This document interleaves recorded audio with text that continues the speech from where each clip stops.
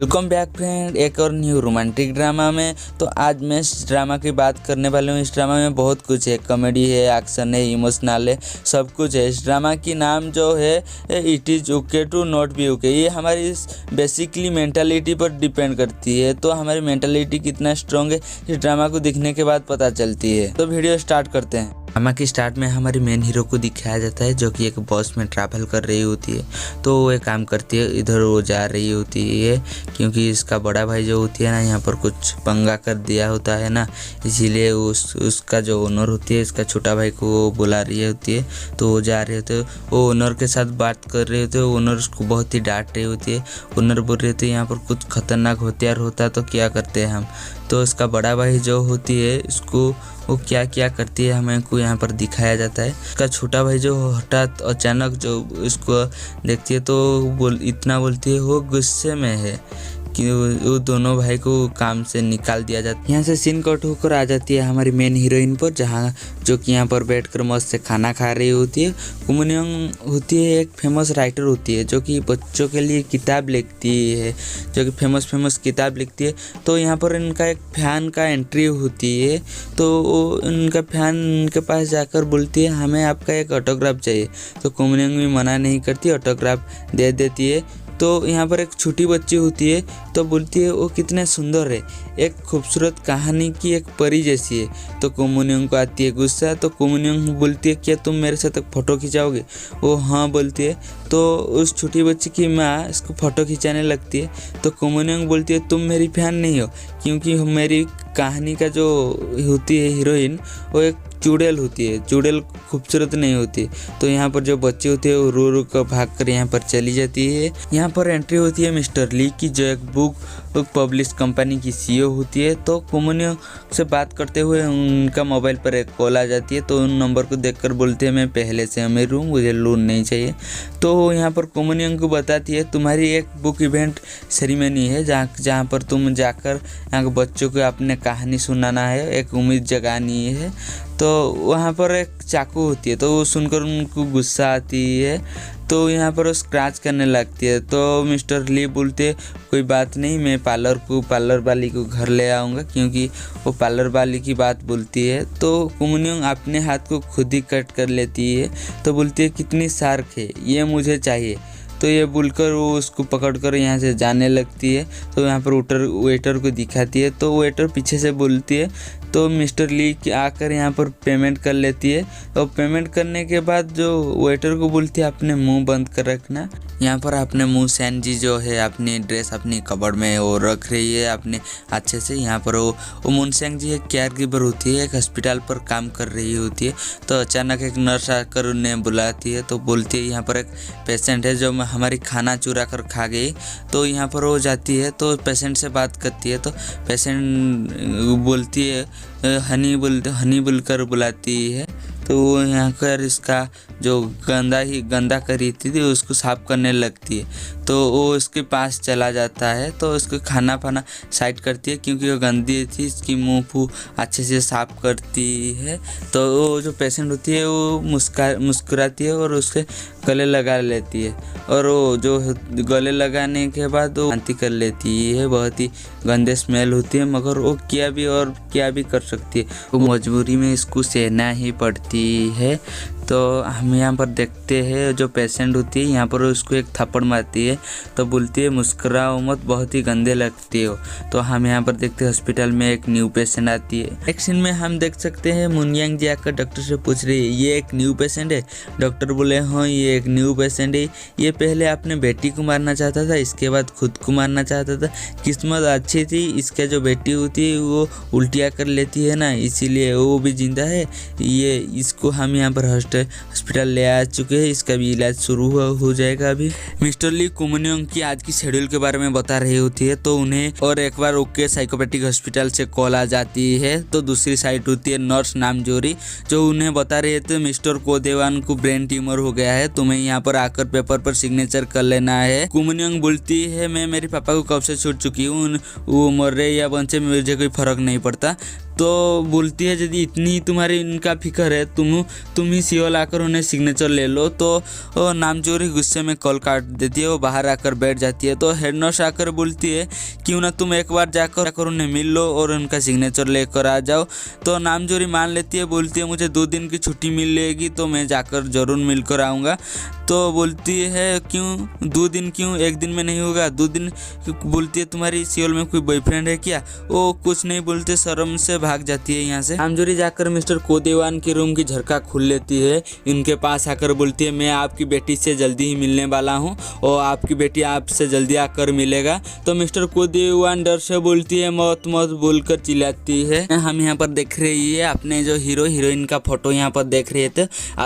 इसका दोस्त इसे कॉफी लेकर देती है तो दोनों पीते हैं। तो इसका दोस्त बोलते हैं हम हमारे हॉस्पिटल ग्रुप मेंबर के साथ खाना खाने बाहर गए थे तो हम तुम्हारे बारे में बात कर रहे थे क्योंकि तुम बार बार हॉस्पिटल क्यों चेंज कर रहे हो। तो हमने बहुत ही रिसर्च के बाद हमें 3 वजह मिली। तो पहली वजह तुमने किसी से लोन लिया है जो कि तुम चुका नहीं पा रहे हो। दूसरी वजह तुम पुलिस से भाग रहे हो क्योंकि तुम कहीं पर बड़े क्राइम कर चुके हो। और तीसरी वजह तुम नर्सेस के साथ साथ भी पेशेंट को छेड़ती हो।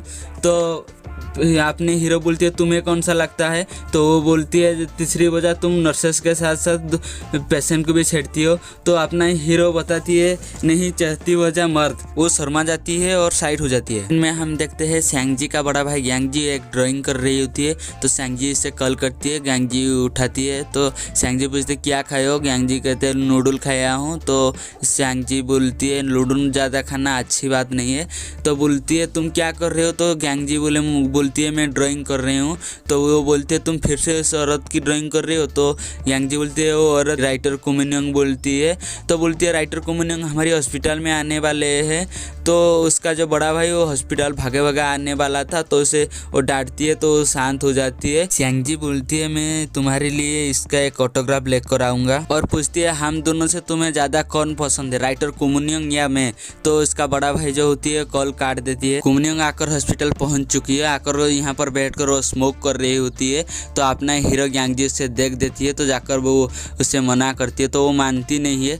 तो बोलती है किस्मत किससे बोलती है, जिसको आप ज़रूरत हो वो आपके पास है या अचानक आप उससे मिल जाओ।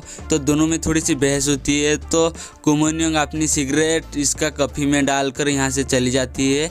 तो अपना हीरो थोड़ा सा गुस्सा हो जाती है मगर और वो कर भी क्या सकता है, तो कुछ कर नहीं सकता। तो इतने गुस्से को अंदर ही दबा देती है। कुमिन्योंग यहाँ पर आकर अपने बुक पढ़कर सबको सुना रही थी क्योंकि इसका जो बुक सेरेमनी होती है। तो हम जो ड्रामा में देखते हैं जो एक न्यू पेशेंट को हॉस्पिटल में लाया गया था वो अपने वार्ड से निकल गई, अपनी बच्ची को ढूंढ रही थी। वो ढूंढते ढूंढते यहाँ पर आ जाती है। तो हॉस्पिटल में सबको पता चल गया है एक पेशेंट गायब है। तो इनका जो शो होती है वो कैंसिल कर लेती है। तो कुमिन्योंग को आती है बहुत जोर, जाकर अपनी गुस्सा एक हॉस्पिटल की वर्कर पर निकाल लेती है। उस पेशेंट को भी अपनी बच्ची मिल जाती है तो उसे पकड़कर एक रूम में ले जाती है। तो इसके पीछे पीछे कुमिन्योंग भी जाती है। तो देखती है उस पागल मारने वाला होता है। तो कुमिन्योंग बीच में आ जाती है तो दोनों में फाइट हो जाती है। तो इस पागल कुमिन्योंग को मारने वाला होते ही यहाँ पर और एक चीज़ पता चलती है जो कि बचपन में इसका जो कुमिन्योंग की फादर होती है ना, पापा होती है, वो कुमिन्योंग को मारने वाला होती है। तो कुमिन्योंग कैसे जिंदा बच जाती है तो इसीलिए वो अपने पापा से न है। तो इस बच्ची ने आकर अपने हीरो को बुला लेती है। तो अपने हीरो स्टाइल से एंट्री लेती है। तो दोनों में फाइट होती है। तो अपने हीरो इस पेशेंट को बांध देती है। तो कुमिन्योंग गुस्से में एक चाकू लेकर आती है, इस पेशेंट पर मारने वाला होती है। तो अपने हीरो बीच में आ जाती है, हीरो की हाथ कट जाती है। तो दोनों हीरो हीरोइन दोनों के आँखों में आँखें डालकर देख रही होती है। पेशेंट यहाँ से भाग जाती है तो बाहर जैसे जाती है गार्ड पकड़ लेती है। तो हीरो अपना रुमाल निकल कर चाकू को जैसे रुमाल से कवर करने के लिए कोशिश करती है। तो हीरोइन बोलती है कि चाकू को क्या चोट लग गई? तो हीरो और कुछ नहीं बोलता तो पास बुलाती है तो चाकू को फेंक देती है।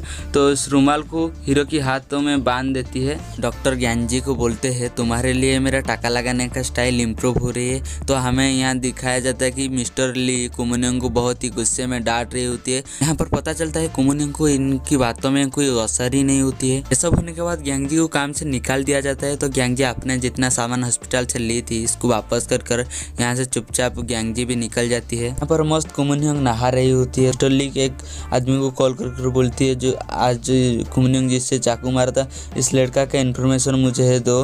तो उसने बोला ओके मैं कोशिश करती हूँ। तो उसके नंबर मिस्टर ली को देती है। तो मिस्टर ली कॉल करती है तो वो उठाती नहीं, काट देती है। तो तब एंट्री होती है जेसू की। जेसू अपना अल्बर्टो को पकड़कर वो हीरो के पास आकर रुकती है, बोलती है यहाँ पर कोई सड़ी शकल लेकर बैठा हुआ है। तो इसको एक हेलमेट देती है, बोलती है आजा तुझे मैं घर छोड़ देती हूँ।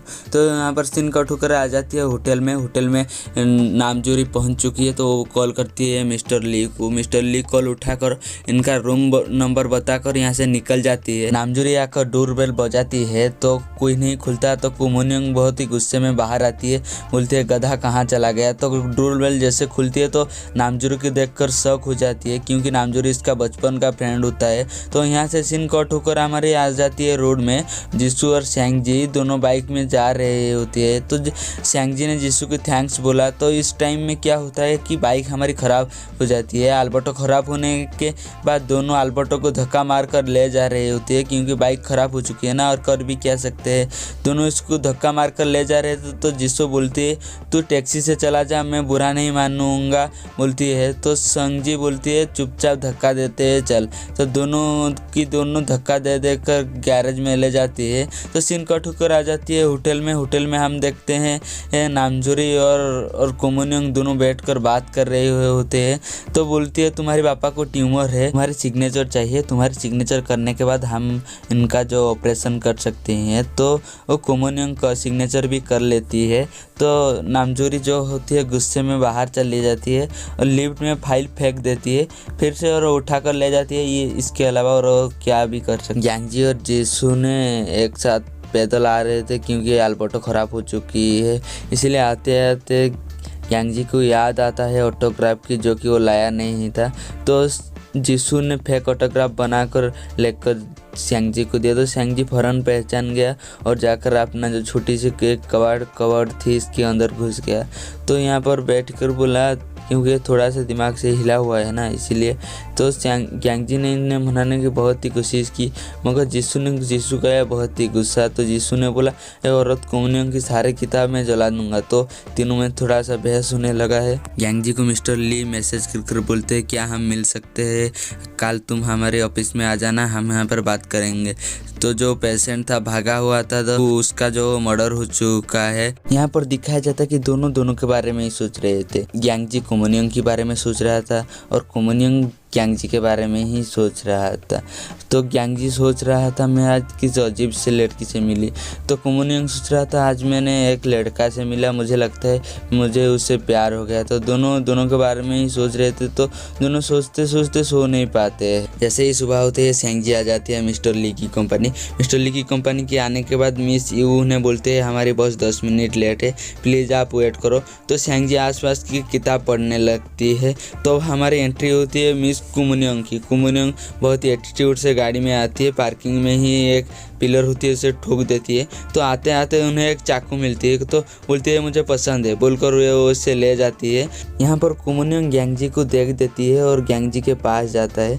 तो बहुत ही एटीट्यूड से कुमुनियंग बात करती है। तो ग्यांगजी बोलते हैं कभी तो सीधी मुँह बात कर लिया करो। तो फ्लैशबैक से हमें ये पता चलता है ग्यांगजी का जो बचपन का क्रश होती है वो कुमुनियंग होती है मगर वो अभी बताती नहीं है। तो यहाँ पर हमारी जो एपिसोड होती है ख़त्म हो जाती है। तो मिलते हैं नेक्स्ट एपिसोड में। Thanks for watching.